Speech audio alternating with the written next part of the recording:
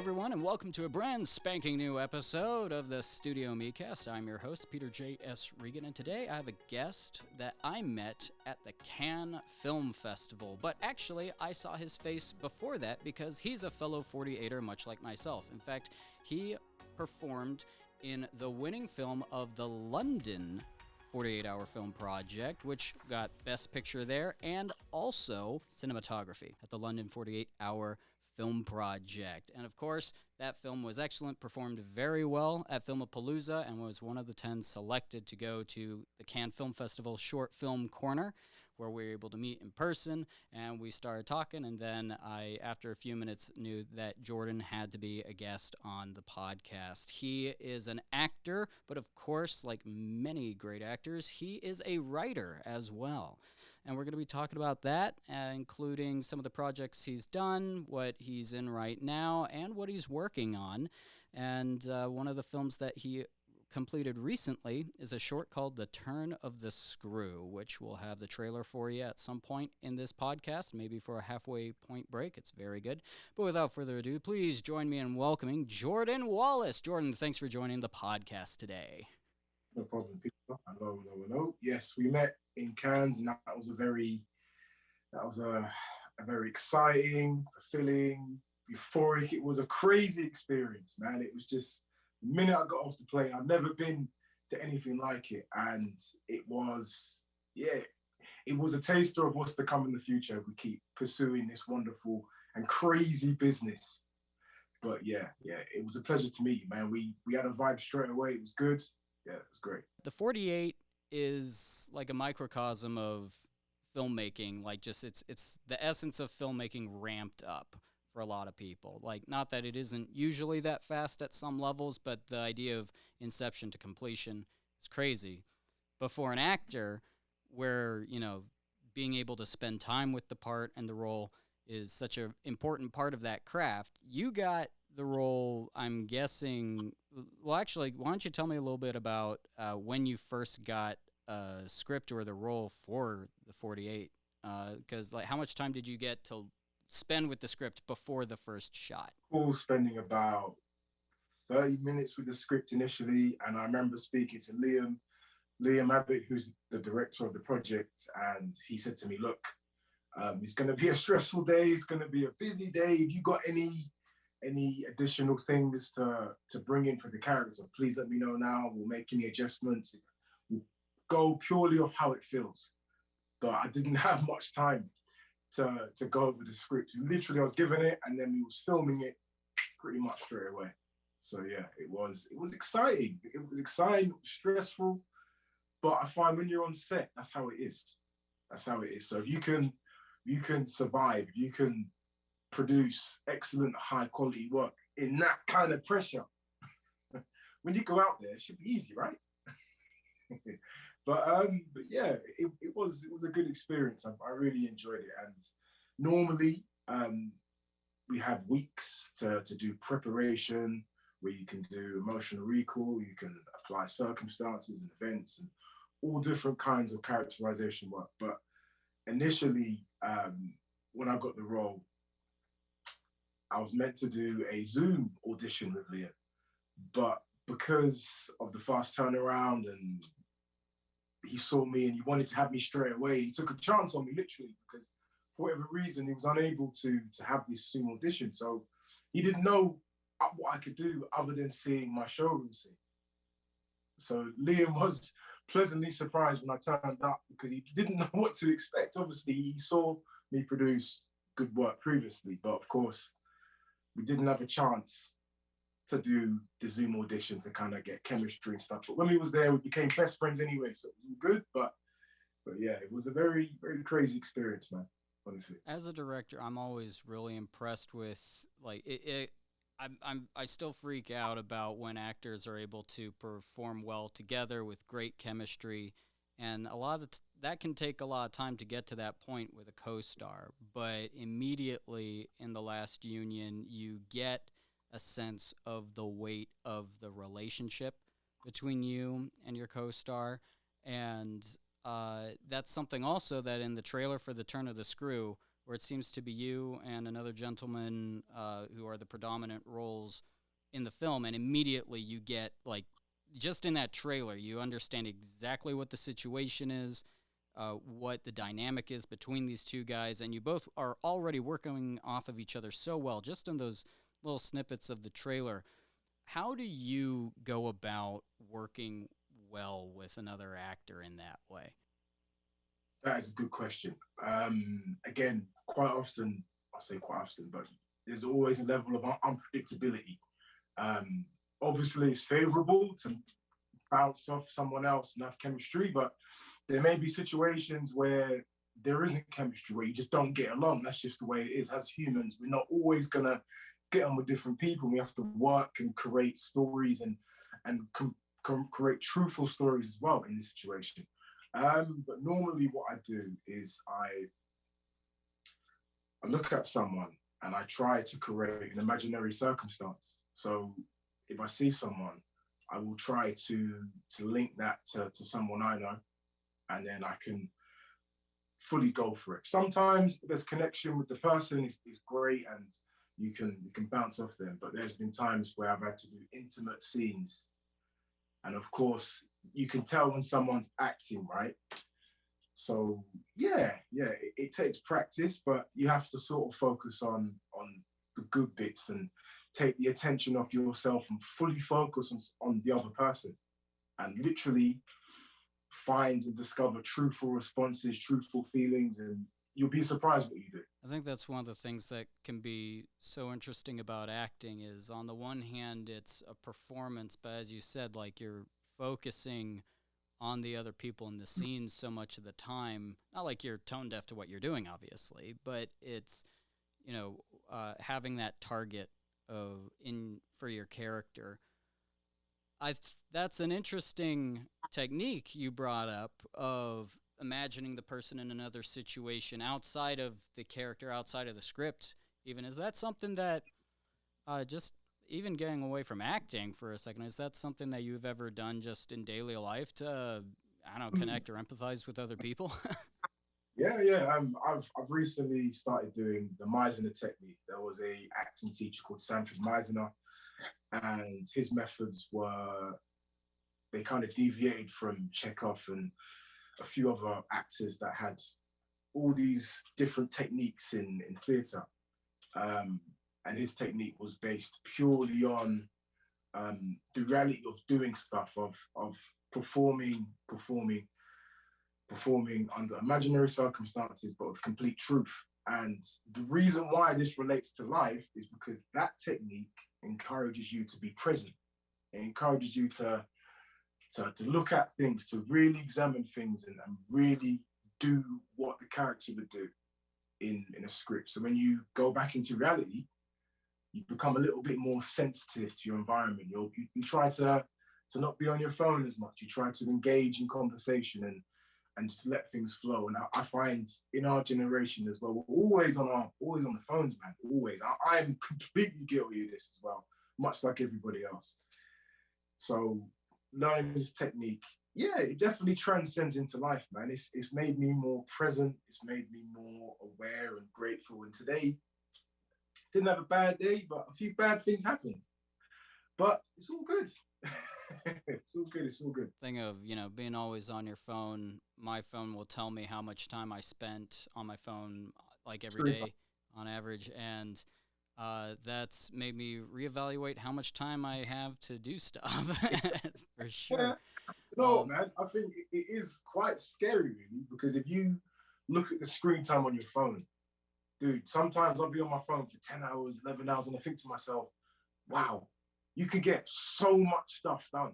So much stuff done. Now, in my defense, there are a few moments where I'm using the phone productively, but I'm going to be real.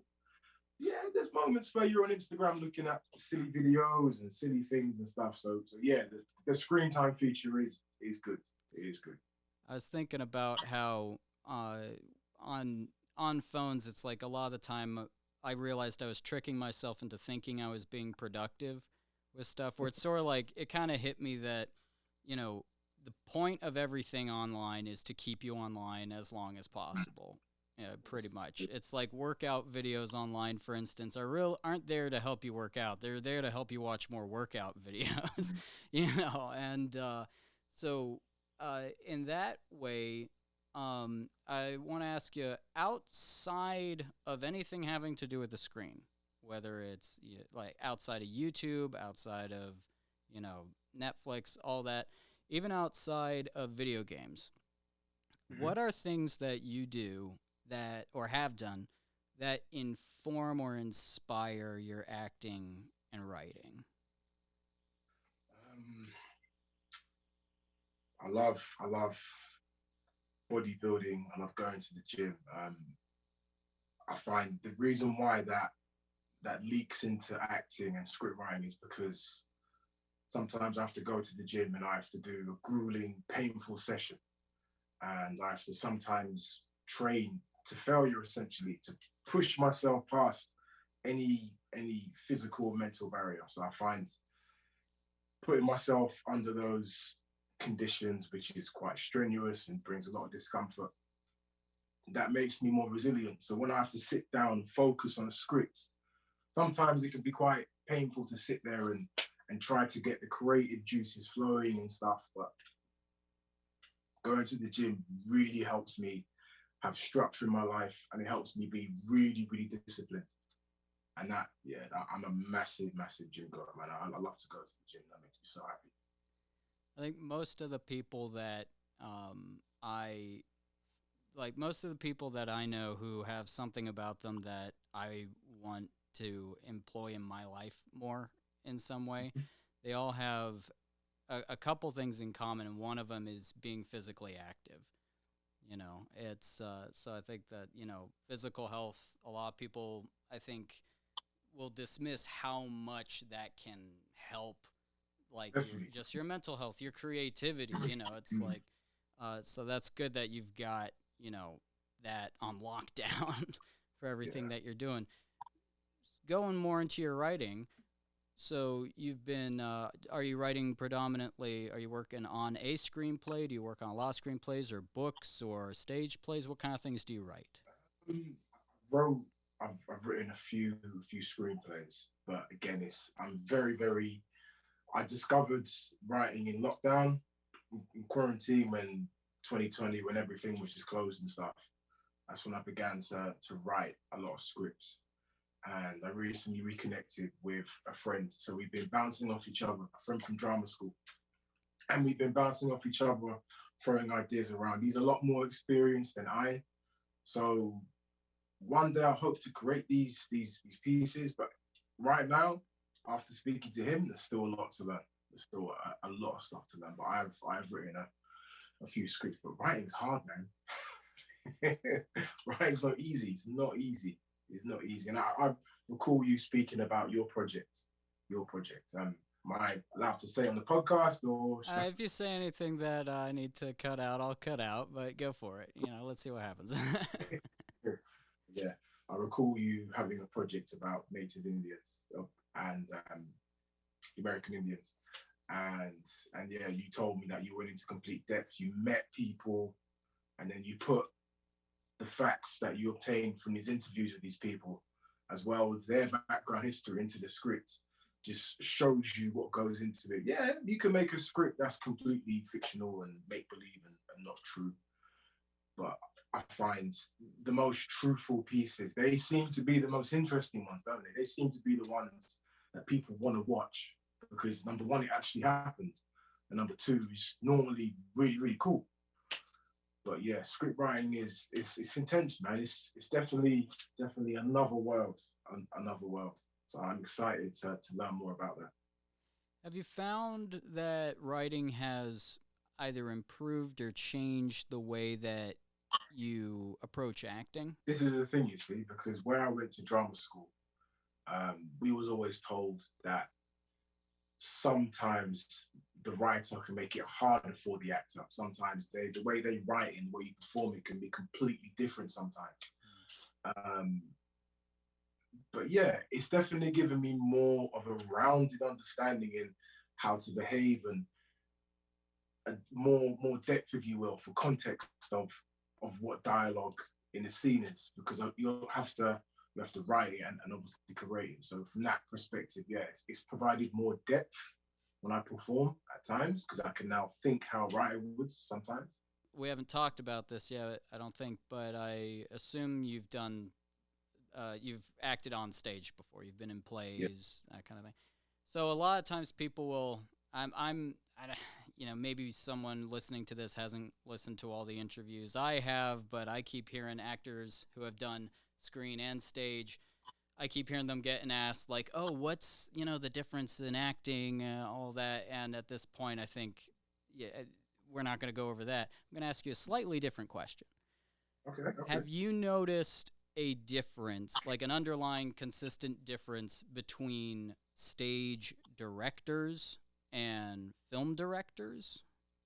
That's a good question. So I find, I'm not sure how it is in the US, but I find over here, stage directors are more animated and loud and big and just a bit more energy, because when you perform on stage, you need to be captivating enough to physically get people's attention, because it's a live performance, right? So I find the person that is in charge of the actors has to kind of have a little bit of razzmatazz. You've got to have a bit of energy, a bit of fire inside you. When it's a screen director now, screen is a bit more natural. There's elements of realism in it as well. So I find the director, again, I'm just speaking from what I've encountered in my career, and I've noticed that directors for films, screen films, are a little bit more. They've still got that passion, but it's a little bit more toned down, because they're having to obviously watch you physically in rehearsals and then watch the screen and then work with the DOP to orchestrate various shots and stuff. So I found them to be a little bit more observant, a bit more tunnel vision, because with screen, less is more, right? You want it to be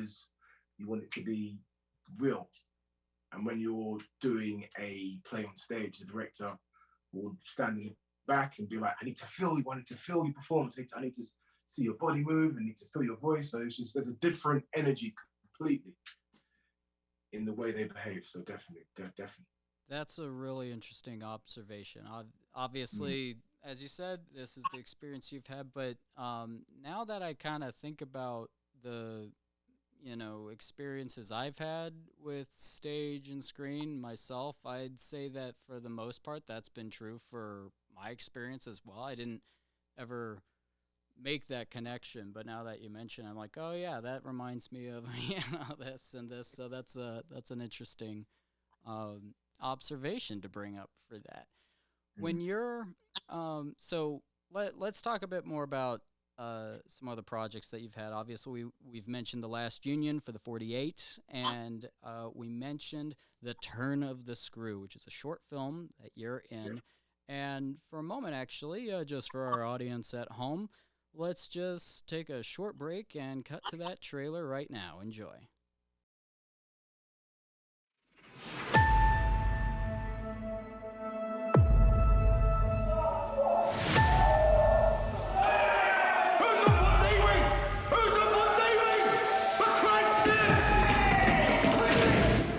Shut up, you black bastard. Call me another name. I'll do it for the screws getting. Oh, yeah? Yeah. We heard the bloody screaming from the kitchens. Cell 2, 3, 4, 6. Up on C-wing. The new boy. This was a quiet cell, and I was living in peace until you turned up. I said, fucking move me. Right, or someone gonna get hurt. It'll probably be a screw.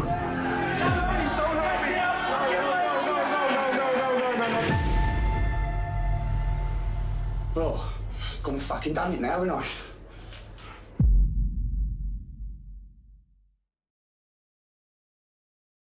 It's a good hook at the beginning as well. There's that overhead shot in the cell where it's snowing but it's in this grounded space. So I'm gonna try and talk with you about this while avoiding spoilers, and all that. But this project, it seems to be a film that predominantly takes place in a cell with the two of you that we saw in the trailer. So it's almost like it could be a stage drama or like a one act or something like that. Just for logistics, so people get an idea of what's going on. How long about is the film? The film is approximately 20 minutes in length. Oh, fantastic. Yeah, and it was recently premiered in the Curzon Cinema in Mayfair, London. And yeah, that was the first time that I'd had a film showcased in that manner, obviously before Cannes.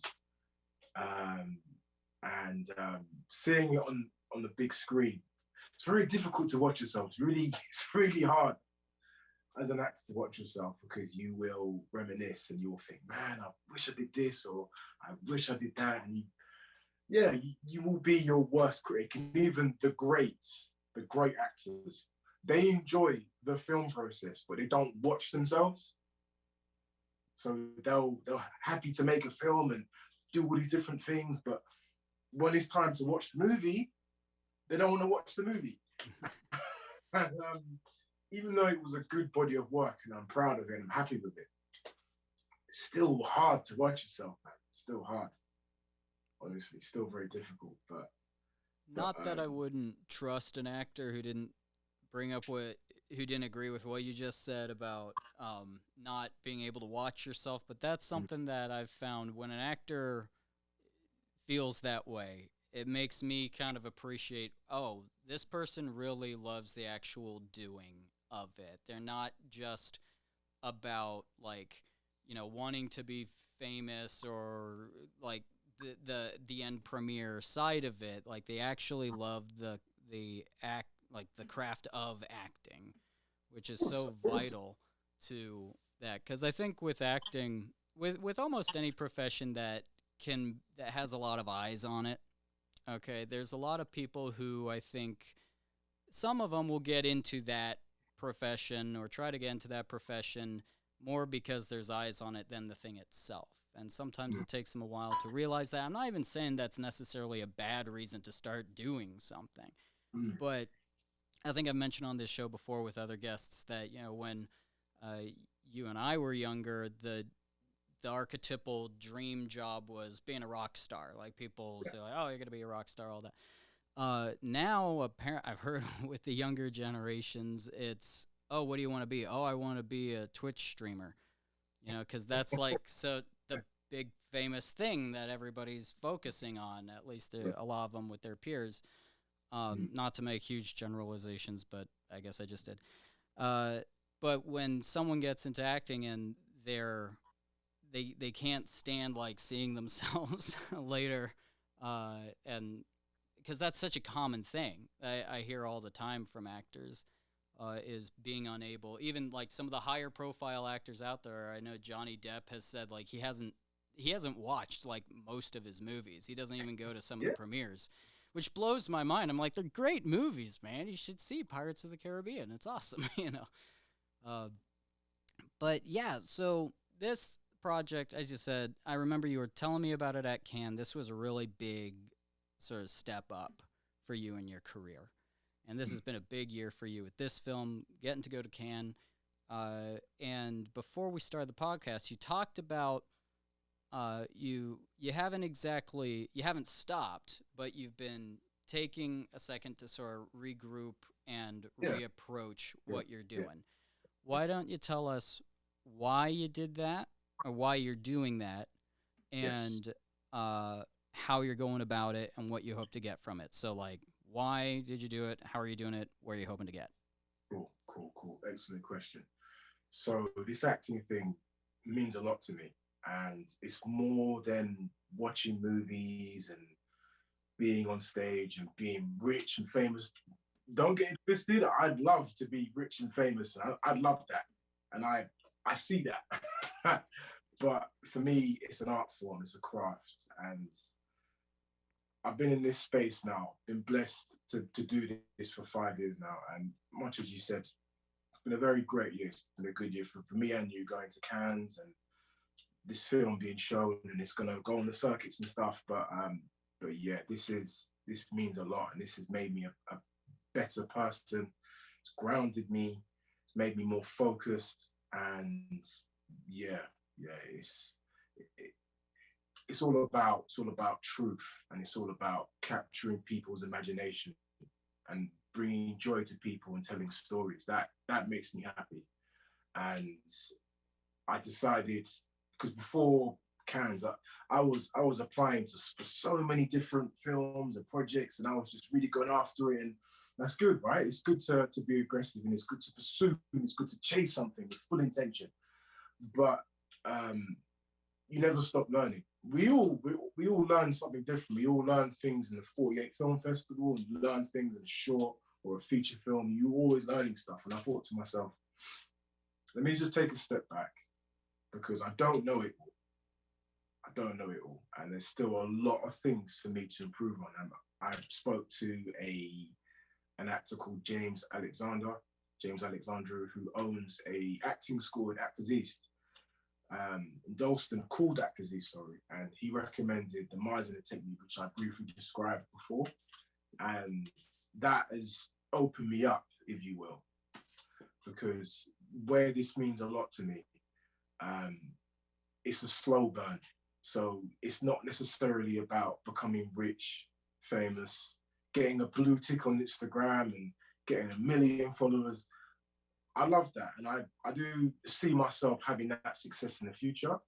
But this acting thing is a journey. It is a journey. And I need to be the best I can be. I need to be incredibly responsive and sensitive to emotional connection when I do scenes with people. I need to be able to bring up moods of vulnerability inside myself and just have the ability to convey truth. And this Meisner course, this Meisner training will do that.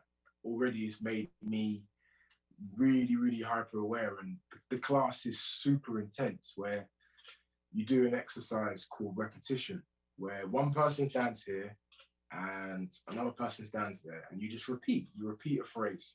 But it's not necessarily about the words, it's more about the reaction. So it trains you to pay your full attention to your scene partner. And then when you see changes in their physicality or their behavior or their emotion, you give your point of view, and you repeat until something happens. And then when something happens, that's another moment. Now, in these little moments, people can cry, people can get angry, people can begin to flirt with each other. But the goal is to eliminate any self-consciousness, any doubt, any resistance. So when you do certain scenes, you may have moments where you suppress certain emotions, and this trains you to accept it. It trains you to not deny it, just to fully accept it, to be a mess, if you will. And doing that course has made me journal things and really look at myself and think to myself that, yeah, I am doing well, and I'm happy with the progress, but I intend to be in this space for a long time. I'm not here to be doing this for a couple of years and then go away. No, this is what I want to do. This is what I want to do, and this is what I'm going to do. So I have to continuously improve. I have to put myself in uncomfortable classes, because this Meisner thing is very uncomfortable. And I have to grow. So that is primarily why I took a step back, because I had a lot of conversations with people in Cannes as well about the future and stuff. And I thought to myself, let me just take a step back when I get back to the UK. Let me just reevaluate, and let me just plan the next move, because Cannes is an excellent foundation. But it's time to learn and improve. And then I will jump back into films when I feel a bit more rounded. And so when you jump back into doing that, one of the things you even touched on there is something, it reminds me of a phrase: if you're always focusing on where you want to be, you're never going to enjoy what you're doing. And you're not even going to get as much out of it, aside from the other rewards besides enjoyment as well. It's there's a lot of enrichment that people find through pursuing a craft, whether it's acting or woodworking or painting or some other thing. that like enjoyment is part of that, but there's an enrichment that comes with it. Like one of the with acting, I'm sure, like even what we started with talking about, imagining someone in a type of situation that helps you get on the same page as them. It's like that's just a great way to like interact with other people, you know, and like acting can help you with that for sure. And it makes the world a better place, which is one reason why the arts are so vital. But we've got this is good stuff. I'm glad that we're getting into some more nitty gritty on like the craft of acting, because I think a lot of people watch movies and then automatically think, "Well, I can do that," and maybe they can, but it's not as simple as you show up and do it. For instance, you're clearly experienced, and that experience and all that time in drama school helped you to be able to show up, in effect, show up to a 48 film and nail it. You know. Let me tell you. Sorry to interrupt. No, go. Let me tell you the best things that happen to you in this career is when it goes hard, when you don't get that project, when you get dropped by an agent, when you go through hardship, because these are the moments that mold you. And again, you've got motivation where I'm saying all this stuff now that sounds really good and it can inspire people. That's great, that's good. But it's the discipline. It's the discipline of knowing that I did something that didn't work. I have to go away and I have to make a couple of adjustments, and I'm going to come again and be stronger. And people, much like you said, people will watch a film, and I encourage everyone to do some sort of art, whether it's drawing or ballet or acting, whatever it is. Being creative is great. In times that we live in now, having an outlet like this is fantastic for your mental clarity. That's good. But back to acting now. People will watch it and people will just loosely say, I want to do that, I want to do this. It's a really, really, really, really hard profession. Really difficult. How you look, how you speak.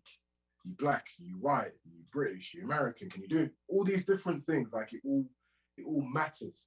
It all matters to a degree. So you need to be thick-skinned.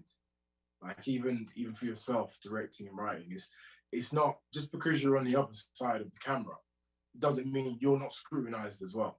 Oh, for sure. It's yeah, and one of the things, and while I appreciate that, one of the things that I'm always like I'm always on the actor whenever I'm working with the actors, you know, I'm always on their team kind of a thing. It's like the whole, you know, you want the whole production to be a team, but something that I try to make sure everybody on that production understands is if this film goes south, then the actors are the ones who are putting themselves out there the most. Like, sure, my name is on it, but their face is on it. And there's an enormous amount of trust that goes with that, especially when actors, especially when they're starting out, are just trying to say yes to every possible role they can. They're working with people they've never met before, often on an independent level, and they're like, are these people, do they know what safety is? Is this going to be kind of a gross film that is just going to ultimately, I don't want to show my friends and family this, like what's going on here, you know? So there's so much courage that goes out with actors. And then on top of that, having all that scrutiny, they also have to play pretend with another person who often they don't know very well in front of a bunch of other people. And so that takes so much like trust. And at some level, even if you know the director and the other actors, like you might not know the costumer or something, it's like it's almost inevitable if you're an actor, you're going to have to trust strangers. And it's and it takes a lot. And if I'd say also, if someone's goal is to get rich and famous, there are much more reliable ways to get those two things than acting. So make sure it's what you really want to do. And yeah, I think to be in this space, Peter, you kind of got to be a bit crazy because you're facing rejection. You're under a lot of pressure. You may not work all the time. It may not be consistent.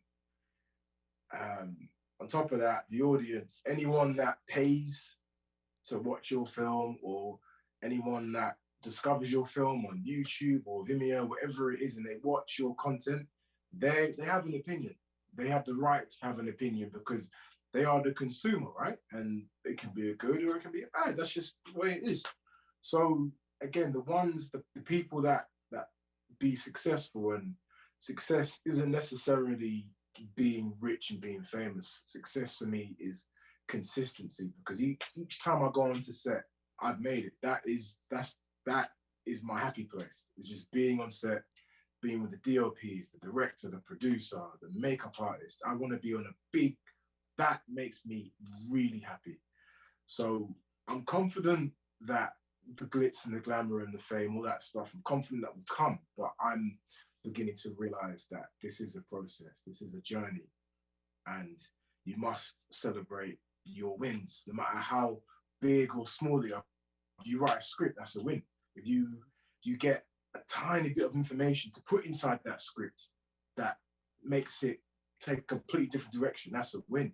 You make a good connection, that's a win. So people in this space, the ones that survive through all the hardship, because it is going to be hard. It's not going to be easy. It's going to be difficult. You're going to cry. You're going to lose money. You're going to hopefully not lose too many friends and stuff. But it is difficult. But it is, for me, it's incredibly fulfilling. And I do it because I have to do it. I have to do it. If I wasn't doing this, it would. Yeah, I'm not saying life is bad, but I really enjoy this. I really enjoy this. Really enjoy this, man. Totally agree. And it's, for anyone out there who's looking for some encouragement, perhaps, because here at Studio Me, there's a philosophy that I employ here every day, which is everybody who comes into the studio, and this applies to filmmaking or someone who's starting a podcast or anything like that. If you come into this studio to create something, then you're automatically in the top 10% of people who want to do what you're trying to do, because you showed up. And for that, you deserve respect, period. And it's, so much about, everybody who I've ever talked to who is further along this journey than me has all said the same thing, like they're quoting each other, which is just keep doing it, be consistent with it, because they all have stories of other filmmakers or other actors who they said that person was way better than me at doing this, but they just eventually they quit. They didn't want to stick with it. There's some, it can be really tough to realize something like, oh, maybe I want this thing, but I don't want as much as how much work I'm going to have to put into it. And then you get people on their own journey who are grappling with what their dream is. What is your dream? Do you have one of those? But, having that kind of talk, with it is possible. Someone's got to be in these movies. Someone's got to make these movies. It may as well be you and me and, the people who keep going for it. I now sort of moving this towards what you were saying about glitz and glamour. When almost any time, I try to think about this every day, but especially when I'm in a situation like I'm at Cannes or something, I tell myself, there is going to be a window of opportunity that's about 30 seconds long where like there's going to be some opportunity. It's going to be about 30 seconds. I need to be ready for it. Like that's the window. Be ready for it. At Cannes, there was so much stuff going on there, and it's like everyone's dressed like a movie star. There's so much money everywhere. There's yachts all in a line, each bigger than where I live, and $10,000 per square inch of those things. And there's the parties and there's the food. And it's amazing, and the people are cool. But aside from being a trip of a lifetime, which I hope to do again at some point. You will do it again. Yes. You will do it again. Yes. You will. But I got a lot out of Cannes as well. It's like, look, it's going to be fun. I know that. But what am I going to try to accomplish? And I had a set of goals for while I was there.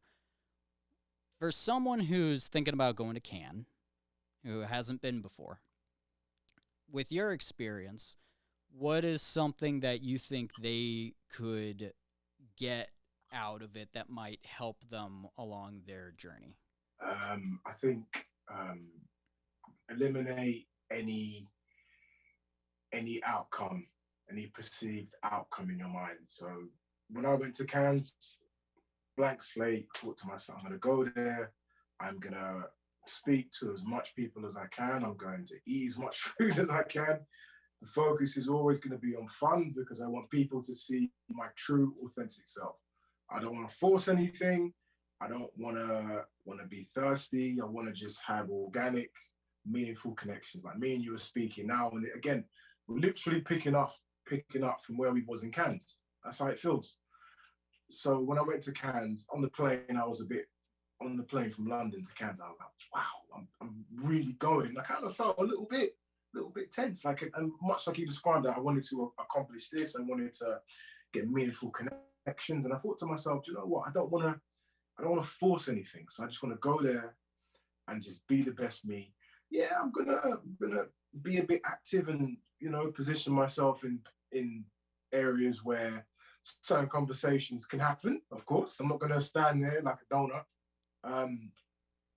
But I think anyone that goes to an environment like that where there's a lot of people, I think you need to eliminate any sort of outcome and just number one, get yourself there. Getting yourself there is enough. If you got there, then great.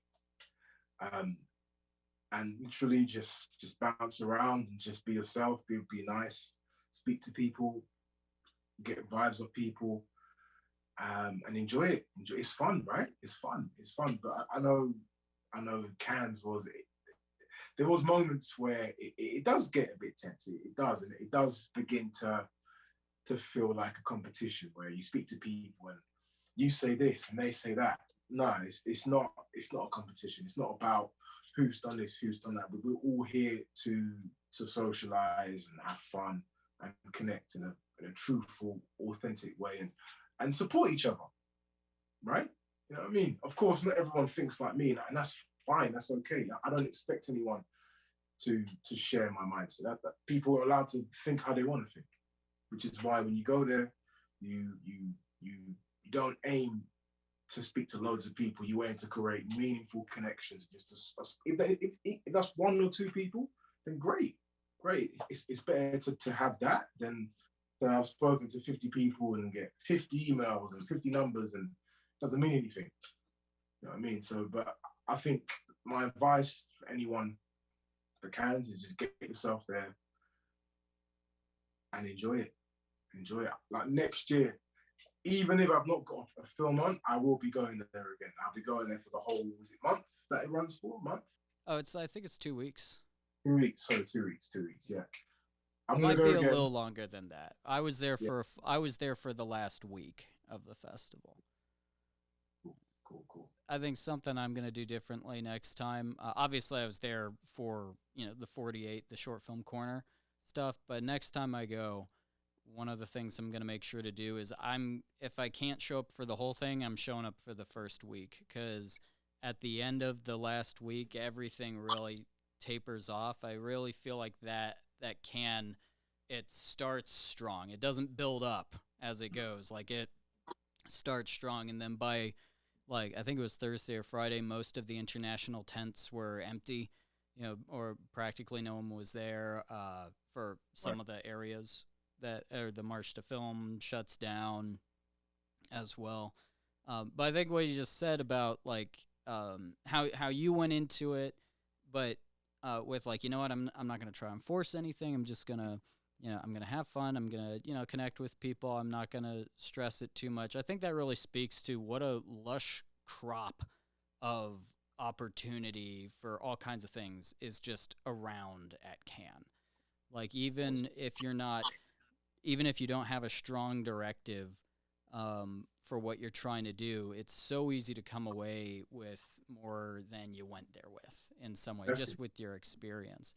What was the biggest thing that you took away from Cannes? I think that the biggest thing I took away from Cannes was just the reassurance that I'm doing the right thing.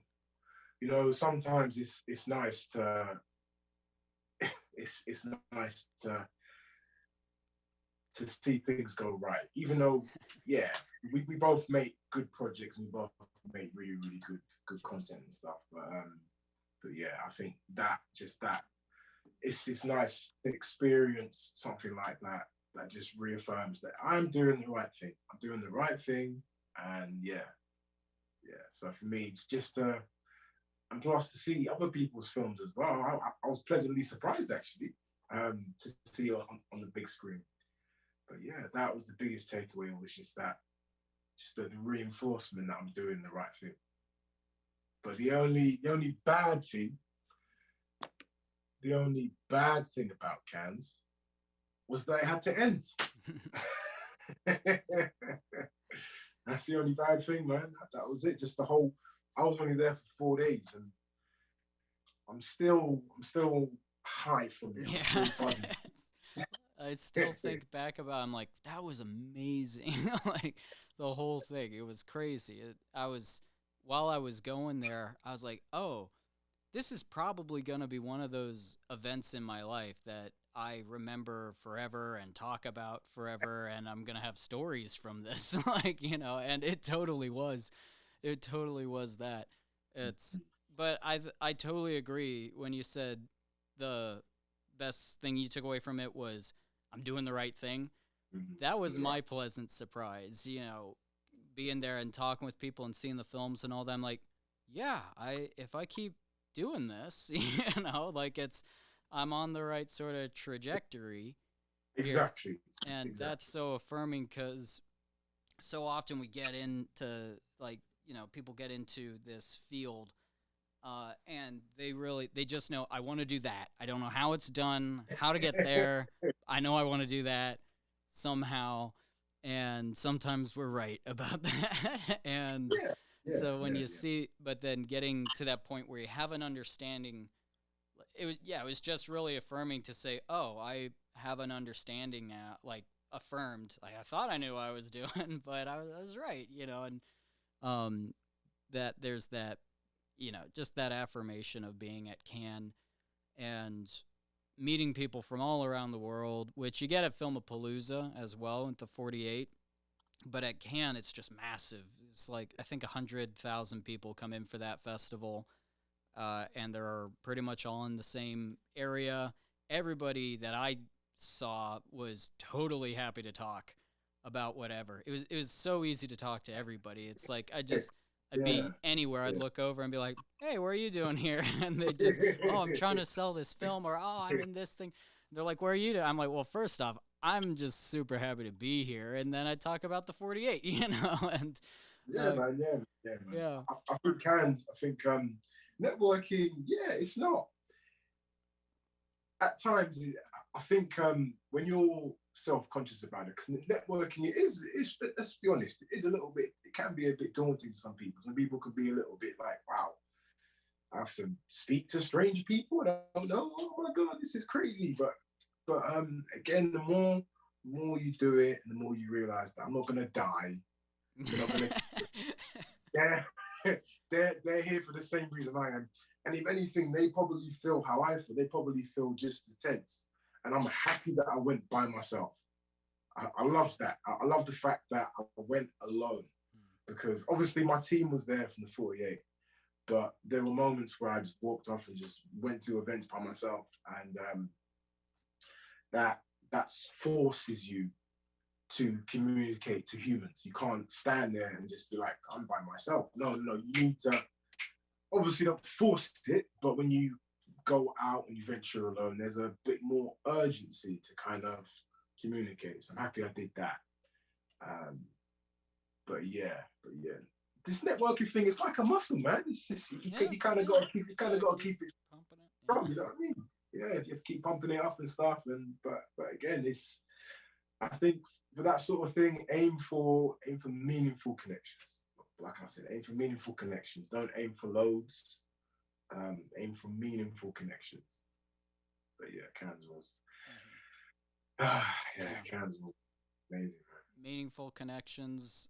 Good rule of thumb for that: just be honest about what kind of a person you are, and being polite, friendly, all that stuff. But yeah, just being honest, and that's what it's worked out pretty well for me so far anyway. But I think, all right, so I think we're going to start wrapping up here. I don't want to cut it off just yet, but let's do, speaking of networking, let's just talk about a couple things. Turn of the Screw, that's going to be on its festival circuit for a while. At some point, I'm guessing it's going to be available on some platform for people to check out. But in the meantime, before they can see that film, what's the best way for people to follow you or follow the film, like your Instagram socials or anything, like if there's a website that people can check out? If anyone wants to learn more about any of this stuff, where can they go? From memory, I don't actually know the Turn of the Screw website, but the YouTube page is Creative Media. That is the YouTube page, I believe. I think so. My Instagram is __ Wally, WALLY. The reason why it's that is because in the UK we have Where's Wally, and obviously my surname's Wallace, so in school people call me Wally, like an abbreviation, if you will. But yeah, Instagram __ WALLY. But yeah, it's Creative Media for Turn the Screw on YouTube. And we'll make sure to have those links and everything in the description of this podcast as well. So make sure to follow Jordan and check out the trailer if you want to. Again, obviously it's in this podcast, but we'll also have a link to the YouTube channel for that as well. And we look forward to being able to see that film in its entirety. Just from me, I'd like to say best of luck to the short film. I can't wait to see it myself. And, Jordan, is there anything, we know you've taken a little sit back, but is there anything that you're working on right now that people could look forward to? I've got a horror feature film I'm going to be involved in towards the end of the year. I'm not allowed to say what it is. Oh, you didn't tell me. I didn't know that. Feature film, congratulations. Yeah, so thank you. So it's another big project, which I'm very, very grateful for.